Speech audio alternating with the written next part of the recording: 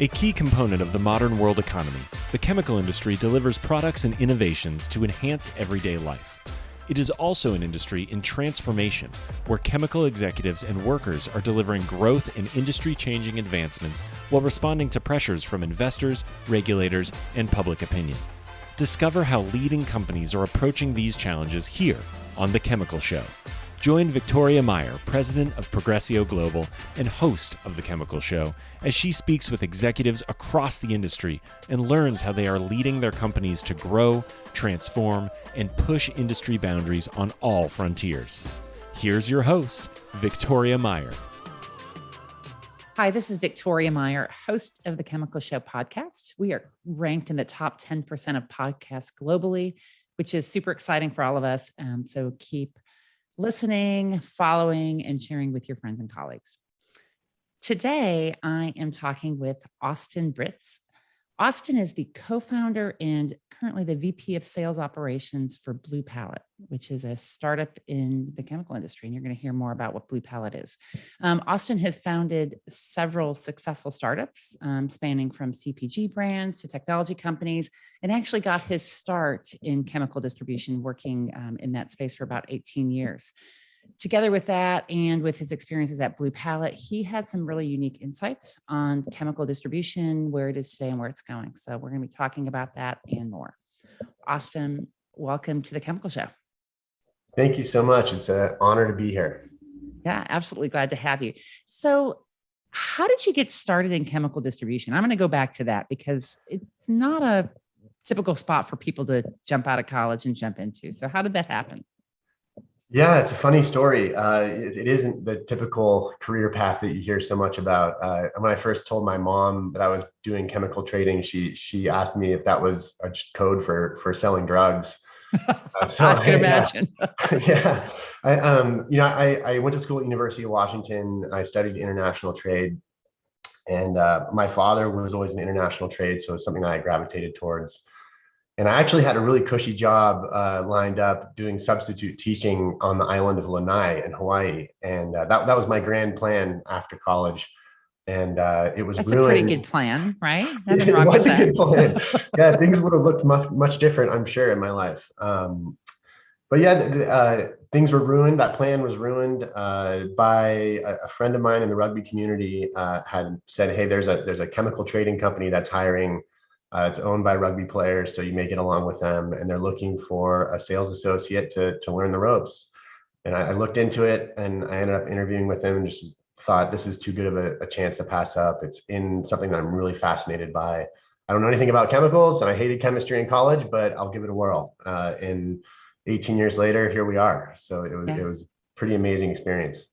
Yeah, and that was with TRI that you're with, right? Yep, that was with TR International. Yeah. They're located, headquartered in Seattle, but they operated all over the place. Had really amazing experience on the international sector. They actually started more on the export side than they did on import. And then in '97, when the currency crisis of the Asian tigers happened, they really had to turn around and figure out how to import. And they're incredibly savvy, really fun place to work and learn. It was an amazing experience. And yet you left and you you moved on into some other things. Yeah. I had spent, at the time I had spent 10 years there.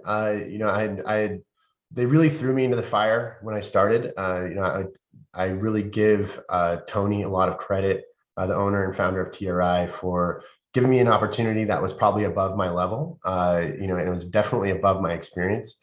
But they sat me in the middle of the sales team, and I listened to the team make a bunch of calls and learn the ropes that way. But I had some great experiences. I helped open in a facility that they bought in Chicago. I helped build that up from the ground and really help assist with that. And I had these great experiences, but I felt like I was kind of getting to the point where I'd learned a lot, and there wasn't growth there. And I had this really nagging feeling in the back of my head that I would have this amazing job. I would make good money. I had a lot of freedom. I really enjoyed what I did. I loved the people I worked with, but I had this nagging feeling that 20 years would go by and I'd look back and say, did I accomplish everything, all the growth, all the experiences I wanted to accomplish? And I got nervous that that wasn't the case. So I ended up taking the leap, and of all things, started a performance sunscreen company with a friend and also a person who was at TRI, um, who later is also a co-founder of BluePallet. So, oh, interesting. yeah. So this is all woven in. The TRI and chemical distribution is woven throughout your career. It really is. Yeah, it really is. I still am very close with the folks at TRI. I talk to them a lot. Meg, who has taken over the business, and I know has been on your podcast, is an incredible leader, has done an amazing job taking that over and really growing it. She's well respected, and I owe her a lot over the years. That's for sure. Awesome. So you started this other company then? Yeah, the company was a performance sunscreen company. It was, I had read a book called Raising the Bar, which I think I have kind of sitting on the shelf back here. Awesome. And it's the founding story of Cliff Bar by Gary Erickson. And I was really inspired by it at the time. I think Cliff Bar was on the bleeding edge of a lot of the best practices for taking care of your employees and providing a great life at work. Before it became in vogue, right? So I think that they were, before Google and all these tech companies came, very, very famous for providing lunch at work and workout rooms and nap rooms and all these things. I think Gary and his team at Cliff Bar were the very beginnings of saying, hey, we're gonna make this an amazing place to work. It's gonna be a fun place to work. We're gonna value family. We're gonna value your time, and we're gonna build something that really is really meaningful. And I read the book, and it was just a shot in the heart of like the inspiration of like, this is a really cool thing to do. I would also like to build a product in the outdoor industry, which was something I'm very passionate about. I love the outdoor industry. I wanted to do something that was kind of closer to what I knew, closer to sports, closer to something I felt like I could contribute to, and something that was very different. A CPG brand and how you think about a brand and the strength of brand is very different than is thought about in commodity chemical world. Absolutely. Yeah. And that was a hard thing for us to overcome. I'll be honest, we said, we had this great product and it was well priced, and like, this is just going to fly off the shelves. And it turns out, building a brand is much more complicated than that. And it took us a long time to really realize the value of that and how hard critically you have to think about the brand. So it was a great experience. Interesting. It's still thriving today. Is it still? It's still. Yep, in business and everything. Still thriving today. Yeah, it's doing absolutely great. It's got a bright future, and really excited about it. Yeah, that's very cool. So then, tell us about how did BluePallet come about? Yeah, so BluePallet is very much born out of some frustration in the chemical industry that I had while at TRI. Just some pain points that I think are universal across the business is kind of the seed that was planted a long time ago, and then Kevin and I, who's co-founder of Zelios and also at BluePallet, we had a friend in town. He's a good friend of ours from school. We also played rugby together at the University of Washington, which is how the three of us met. He had been down visiting us in the Bay Area. He was up in Seattle at the time. He had co-founded a company called Zero Hero that had built up technology in the event ticketing space. And that platform had been built up and it was eventually acquired by Ticketmaster in 2018, I believe. Might have been end of 2017. But Ticketmaster now uses this platform to run all of their NFL distribution, their secondhand sales. They basically powers a lot of their marketplace engines. And what was unique about it is that this product could speak to other marketplaces. So it could push transactional updates, pricing updates, availability updates to and from other marketplaces. So StubHub, RazorGator, Vivid Seats, things like that.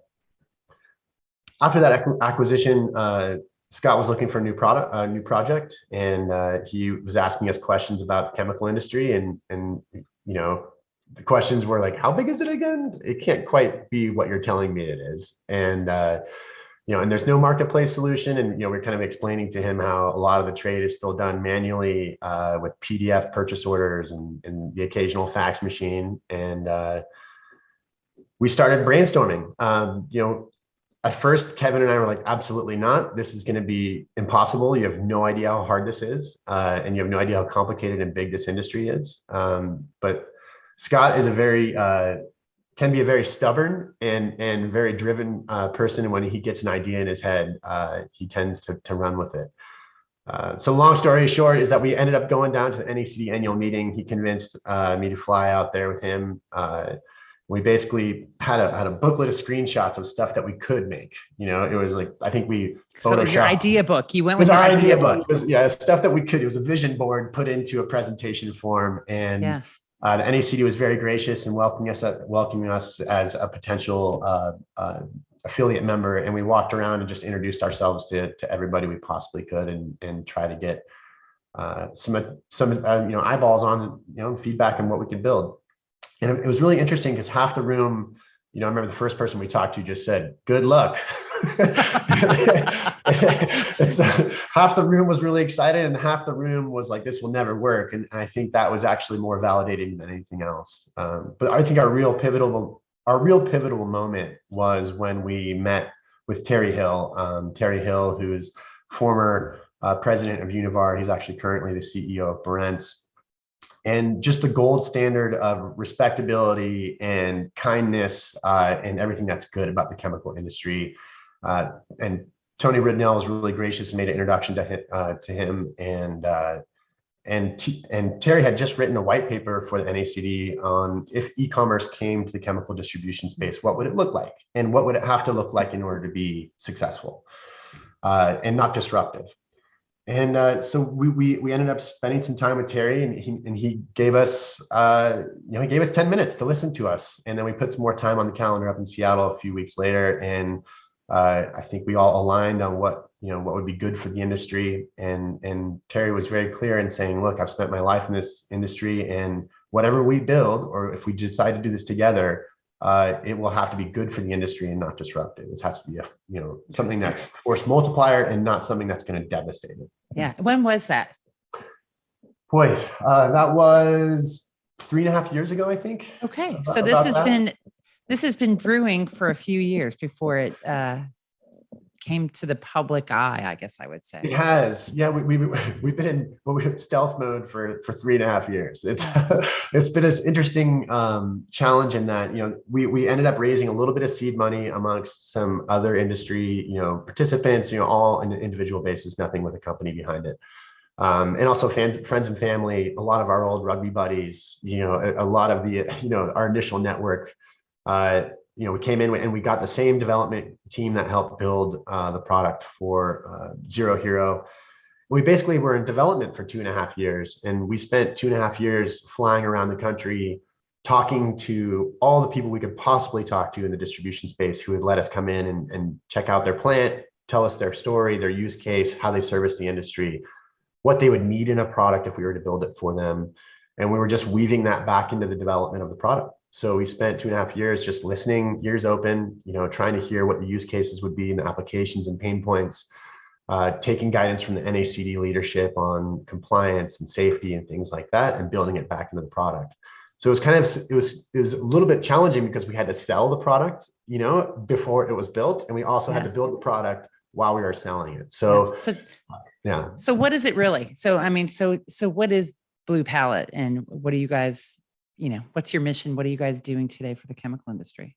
Sure. Yeah. So BluePallet in its shortest form is what we call a network marketplace. So it has network functionality into it, but also has marketplace functionality into it. The key thing, and we studied very hard why marketplaces have failed in the chemical industry. And there's been several attempts at people trying to make the technology work.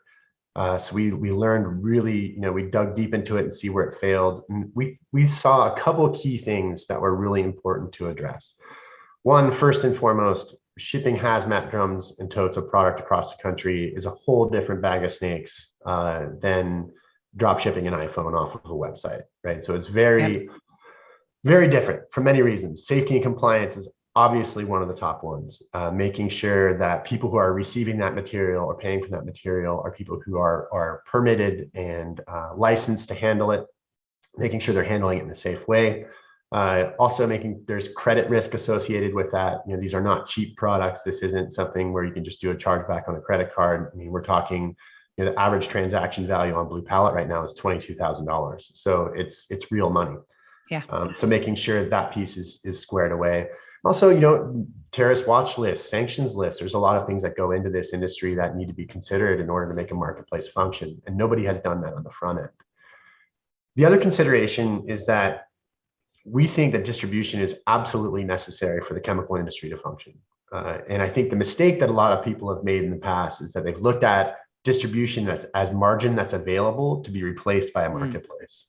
And we absolutely think that's foolish, because we think that distribution has a vital function in down packing, next day servicing, you know, understanding use cases, formulation. There's services and use cases that are provided there that the manufacturers and stakeholders don't necessarily want to handle.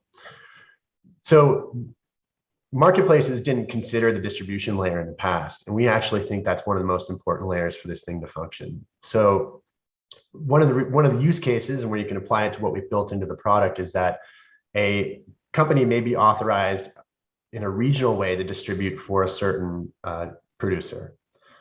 It's impossible with a two-sided marketplace like some of the other ones that are out there that are very common and everybody knows, to gate who on the other side can see that product. So take, for instance, if you have the authorization to distribute on the West Coast, Washington, right, Oregon, California. If you are authorized to sell somebody's product in those areas, you can't participate in a two-sided marketplace, because if somebody from Nevada comes on and purchases it and it goes out of your region, that violates your distribution contract. And it's not worth you sacrificing that to just get an extra couple drums of incremental sales through marketplace. Right. BluePallet solves that. So whenever you come in and you say that you can, you know, if I come in and I'm listing inventory down to the individual listing or drum, I can say, hey, I only want this available in California and Washington, and only companies that are either in California, Oregon, and Washington, or are shipping the product to California and Oregon and Washington can see this material. You won't even be able to see it in the marketplace if you're in New Jersey and this is only listed for those areas. Interesting. So, I mean, one of the things you mentioned on that is kind of just the whole, you know, they're hazardous or potentially hazardous products that are moving. And typically there's, well, generally a lot of pre-approval processes before somebody's actually allowed to make that purchase, right? From a handling perspective, that it's heck, some of it's going into the appropriate end use, right? There's a lot of rules and regs around it. So what prevents somebody from coming on to BluePallet and just buying a drum of, I don't know, something that they're not supposed to have?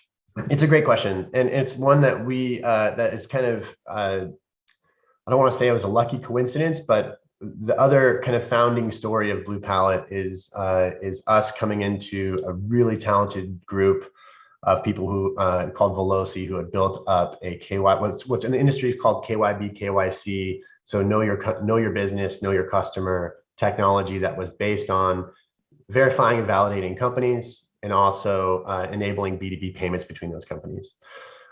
So BluePallet, the ultimate merge, we realized what they had in their technology. We realized what we needed on our side. At the time, BluePallet was called Ecosystem. So the result is a merger of those two companies that we pulled off in January. And what that gave us is our own proprietary technology that we called TradePass. So TradePass is something that comes on and we do all the verification and validation of anybody. We do that upfront. So before you have access to the BluePallet marketplace, before you can list anything or buy anything, you have to go through our vetting and verification process.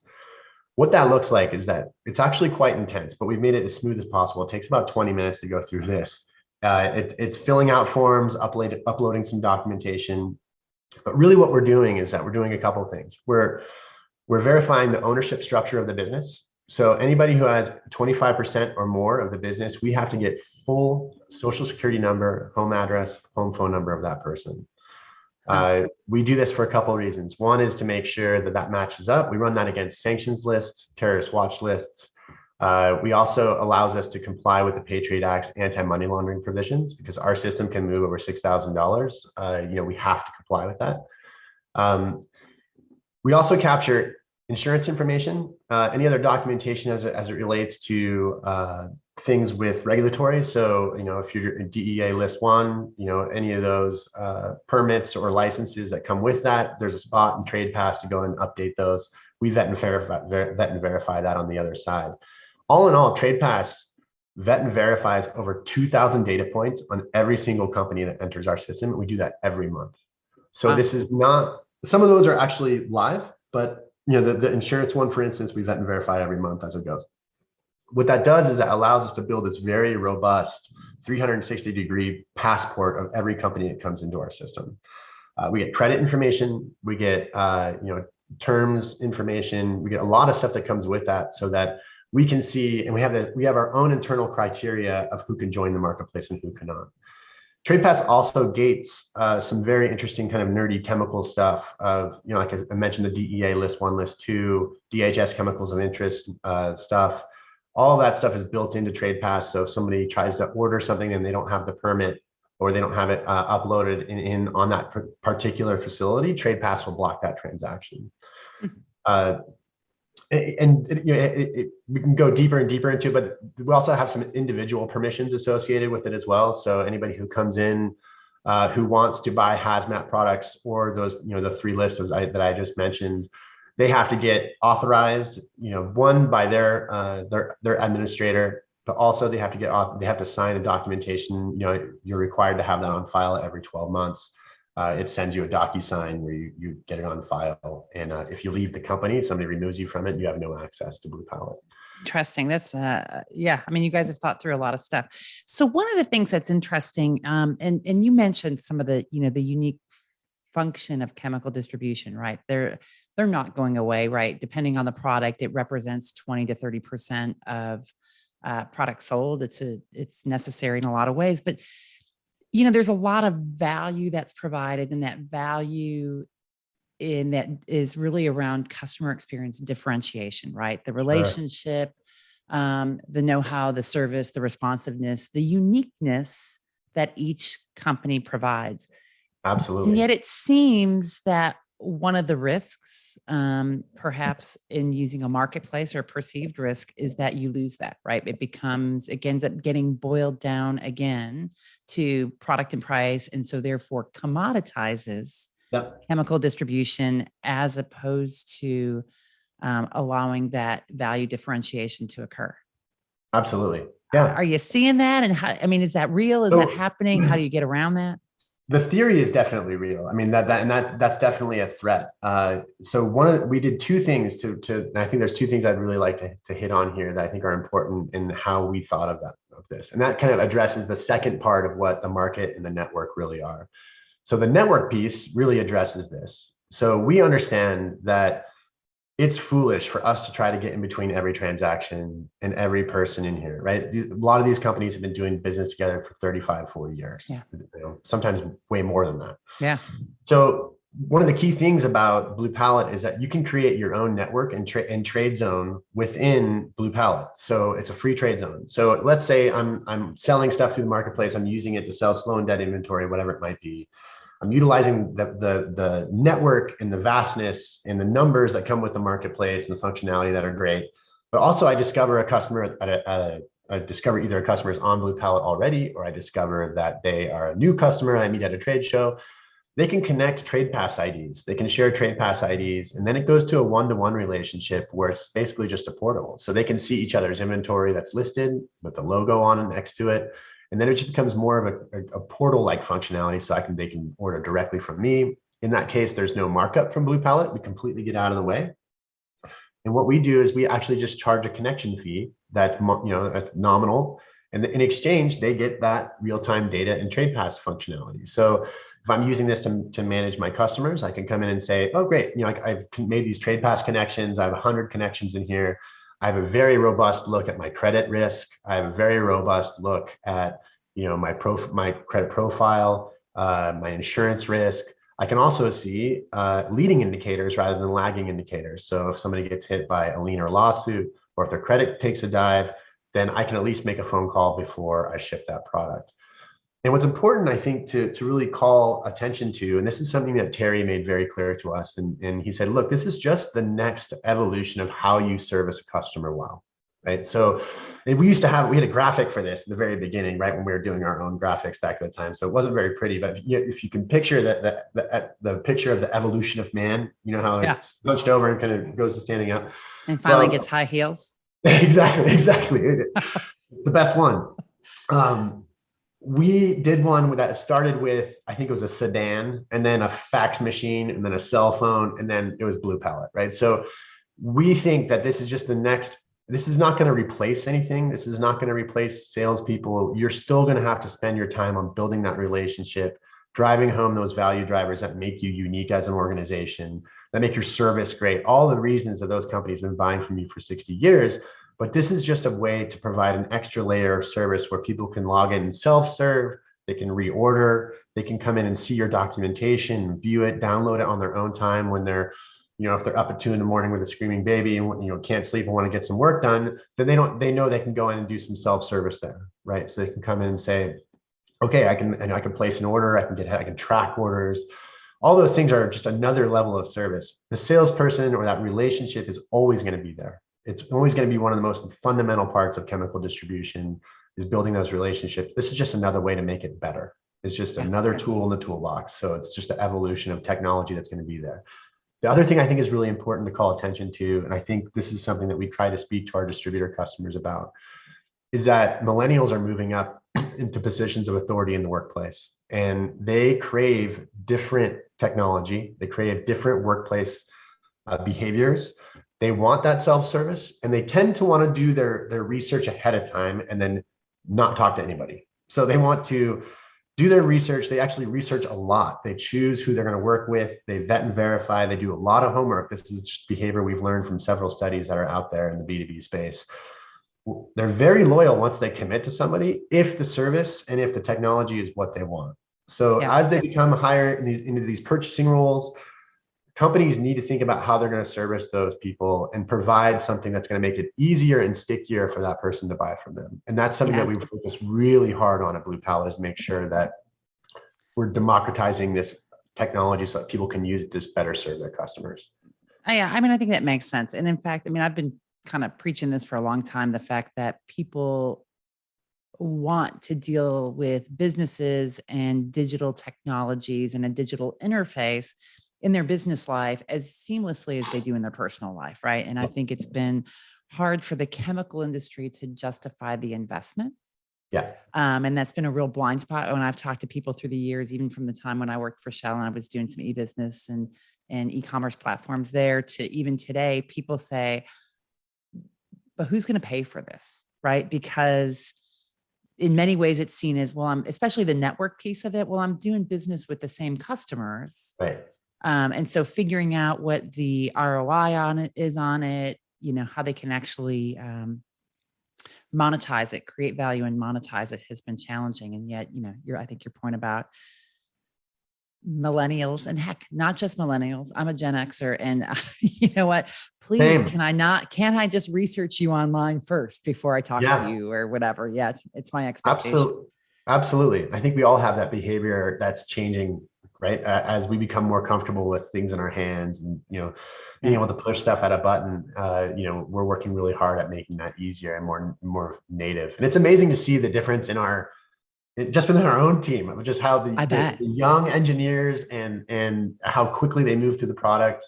And you can also see it when we're demoing the product and letting people walk through it for the first time. It's amazing to see how people can gravitate to it and what that shift is and how fast they can use it, especially with the younger generation. It's really wild. Yeah, that's pretty cool. So what's been one of the biggest surprises maybe that you and your team have had as you've developed and launched BluePallet? A couple of things I would think about. We came in with expectations that the chemical industry was complex, and I think we even underestimated that. Really? Yeah, I think freight and logistics and the number of different ways a transaction can happen is very difficult to automate.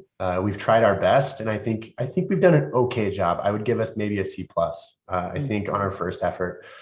So we're having to backtrack a little bit and really think deeply about who we partner with on the logistics side and what flexibility we have to build into the system, and actually back away from automation in a few ways, because automation has gotten us in trouble in a couple of times. So I think that's one thing that's been really surprising. The other thing I think that we're pleasantly surprised about is how quickly the acceleration of adoption has been. So I think it's very much because of some macro global factors that are Oh a little yeah. bit in I our mean, favor right working now. from home for the last 18 months has certainly Yep. been a big part of it. Yep. The supply chain shortages are all a 5-star use case for why a marketplace should be existing. And we've seen adoption happen. And I've told this to our team who are not all chemical people. I said, look, there's no better time in our lives for us to be able to help here and to be able to raise our hand and say, we have a solution. If you are having a hard time finding product, you may be able to find it here, or you can at least post on the wanted board and say, I need some help looking for XYZ. Because our theory is that it is in the supply chain somewhere, but the supply chain is so opaque in the chemical industry in that you never know what is out there and available unless there's no other way to do it at scale than to have a marketplace. Yeah. One of the anecdotes we like to tell is one of the first orders that went through the marketplace was between two companies who had known each other for 25 years. And it's just showing it's not a mistake or anything wrong with what they did. It's just that it is impossible to know when you're looking for a product who has it at that very instant, at what price, unless you're willing to make 600 phone calls or send out a blast email to everybody you know. But you can make that connection instantly through a marketplace if it's set up correctly. You can see what's out there. You can see what's hidden in the supply chain. So I think that's been really interesting to see. But to answer your question, the surprise has been when we first came in, we had, I was saying at that first meeting at NAC, 50% are like, you're crazy, good luck. 50% are like, that's really interesting. I can't wait to see you guys try this. And then I think right now with the shock of the pandemic and the shortages and the move to remote work, we've seen that accelerate to, I would say it's probably 80% are people who are like, this is really interesting and fascinating. We want to be involved, to 20% are still on the fence. So I think that's happened a lot quicker than we anticipated. And it's been really exciting to see people who are very hesitant and saying, we're really scared of this. This is not part of our plan. Come back around out of nowhere and say, hey, we've decided this is something we want to be on the forefront of and not be catching up to. So that's been a really pleasant surprise. Yeah, that's that's cool. So we talked a little bit about Trade Pass, and you guys are collecting a lot of data. We know that data privacy and control is really important to most companies. Yep. You've also announced I'll say partnership, although that perhaps is too strong of a word, so that you've got a business alliance with Alibaba, so a Chinese e-commerce giant. And yet the US and China also have very different positions regarding data and data privacy, right? There's a lot of tension going on. How do you reconcile this and address these data privacy concerns and the differences between jurisdictions? Absolutely. Yeah. For yourself and your customers? Yeah, that's a great question. I think the first and foremost thing is building trust and also being transparent. So being very transparent with our privacy policy that we have on the front of our website that you can go on and view at any time. And you could read through and see what we do with the data, what we can do with data, what we cannot do with the data. And it's a great question. People's data is the most valuable asset that anybody in this industry has, and for good reason, people are very hesitant to give it away. We have strong walls in our data, right? We very protect it very carefully, and we're very aware of how important this is. So when it comes to business data, things like that, that is ours, right? We that's for our own use. That's for Trade Pass's use. That never gets put anywhere. All that personal, very sensitive information that I told you about is handled very carefully and actually never stored on a server anywhere. So that's taken off. Vaporize is never stored on any of our servers or any of our partner servers. So I think that's really important to call out. We also know that things that are more business relationship, more business related, like price books, pricing, things like that, are also extremely sensitive. Yeah. We will never share any of that information with anybody. We have that's completely, your data, and we're building in a kind of a ripcord so that if you decided to leave, all that information will also go with you. So your ability to get out and pull out, and that your data is always your data.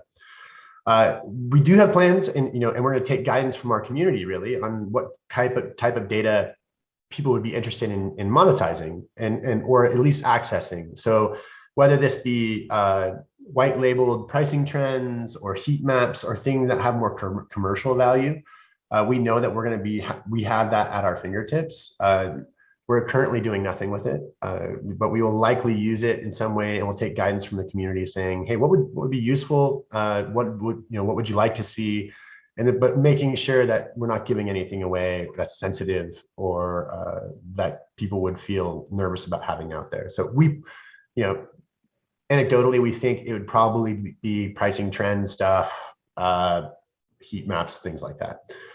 With regard to the partnership in Alibaba, there's absolutely no technology connection with them at all right now, and there's nothing in the works to happen there either. It's more of a partnership of saying, hey, we'd like to, where we would like to be in a few years is similar to how we saw the technology space evolve in the ticketing industry, is when all of those marketplaces can talk to each other. So, StubHub, Ticketmaster, those networks talk to each other. So we think there's value in that. We think obviously Alibaba has done an incredible job growing that network in that B2B space. They've done some really admirable things, and speaking to their US team has been a really, really eye-opening experience at how serious they take this stuff. We mainly just have a loose partnership of saying, hey, like we can have a site here and we can help bring in some leads and qualify people and help grow the network in the United States. We don't have any technology connections or API connections or anything like that where any data is flowing back and forth.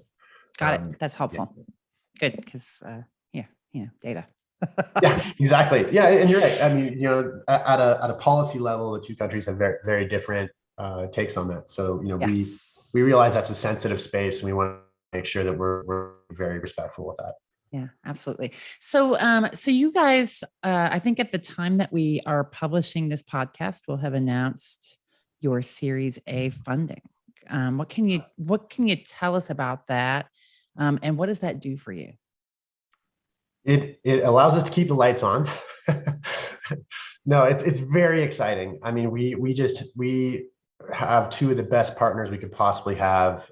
When you're a founder of a company, you have so much to think about, and raising money is a full-time job. It is absolutely. It is a ton of work, and there's a lot of booby traps that you can step in. And you really want to make sure you pick the right partners for the right reasons. And because there's more that comes with it than just the cash, right? The cash is great, it keeps the lights on, but you want to pick partners who can be a strategic partner and help you push initiatives forward, or learn things faster, or lend like some horsepower to the marketplace, or just give some strategic things to us, or technology oversight, engineers, help with onboarding and hiring and finding good engineers. All these things are things you have to think about when you're vetting partners. We hit an absolute home run we think in landing our Series A partnerships. We have Vinmar Ventures, which is Vinmar Ventures is a sub company an investment company of Vinmar. Vinmar is large plastics and petrochemical, led by a really talented CEO, Vishal Goradia, who's just very forward thinking, very respected by his team, very young for his position too. And he quickly saw what we had built and saw some amazing value in it. I think he was just more curious than anything. He's like, this is really exciting. I think you guys have put some thought into this. So Vinmar led the round. They're the lead investor in the round, and we left a little bit in the round left over to make sure if we found a really good strategic partner, then we'd be able to take them on. And this is the first time this has been public knowledge, but we're really excited. I think the press release will have dropped after this airs. But we have had Gradient Ventures, which is Google's early stage AI focused venture fund, come in, fill out the rest of our Series A. So that's cool. It's very exciting. Yeah, it's very exciting. And they're very forward thinking. Obviously, they have a lot of resources that they can help us with. They have office hours we can call on and ask, and really amazing experts in engineering, sales, all across business functionality. But just the fact that they see the vision, they understand the vision, they're fascinated by the industry, and they're just incredible. They're going to be an incredible partner. So we're really excited to have them on the cap table, and it was hard to keep it buttoned up for so long because we were so excited to tell everybody, and especially our team. We didn't get to tell our team until we had an all offsite, and you could see the eyes light up when we told them. Yeah, that's very cool. I mean, and that's part of the startup journey that everybody hopes to be on. So that's really cool. Yeah, it's amazing. It's kind of built out of these milestones, right? Where you're like, if we could just get to the Series A, and then you get to the Series A, and then you have about 48 hours of peace, and then it's like, oh no, it's like, okay, we got to get to work. Now we got to execute on this. Yeah, now we got to execute. Yeah, now we got to execute. So what is next for BluePallet? So now you've got a bunch of funding in. You must have big plans. What's next? We do. We do have big plans. And on the immediate roadmap is building the team. Building the team is something that we feel very strongly about getting the right people in the right seats. Is this going to be a lot of technical developers or more chemical industry people? Because right now, I mean, I think you may be one of the few that really have a depth of knowledge that's in-house at the moment. Am I right? Yeah, I think there's about 3 of us that really come from the chemical industry that are part of this leadership team. We are going heavy on development. So obviously, we're in the process of bringing all the development onshore into our own house. So we have been adding developers, and it's a very difficult market to add developers. So it's one of the things. Yeah, it's, just finding the right ones, finding the right expertise in the tech stack that they need has been really challenging. But Gradient has been really helpful with that. Obviously, they have deep networks in the developing world or in the engineering world, and then. The other, I would say the other half of it is building out the sales team. So we have a very talented marketing and digital marketing team. We have a very talented operations and product team. The biggest group is definitely the engineering side, and then now we're starting to build out our sales team, which is coming together really well. So it's nice to have some help on there. It's been just a couple of us, shouting from the mountaintop for the last couple of years, and now it feels like we actually have some resources. Awesome. That's very cool. Well, this has been a really great conversation, Austin. I appreciate you taking the time and learning a lot more about BluePallet than I certainly knew before. And I think you'll be really interested in it. So thanks for joining us on the Chemical Show. Thank you so much for having me. It's been a real pleasure. And I encourage anybody to reach out to us if you're interested or curious or had more questions, because we tend to get into this and people are like, I have 1,000 questions. And so I have 1,000 questions and I'm going to refrain. Fantastic. We're all ears. We're here to answer it. Awesome. Well, thanks so much. And thanks everyone for joining the Chemical Show today. Thank you. We've come to the end of today's podcast. We hope you enjoyed your time with us and want to learn more. Simply visit thechemicalshow.com for additional information and helpful resources. Join us again next time here on The Chemical Show with Victoria Meyer.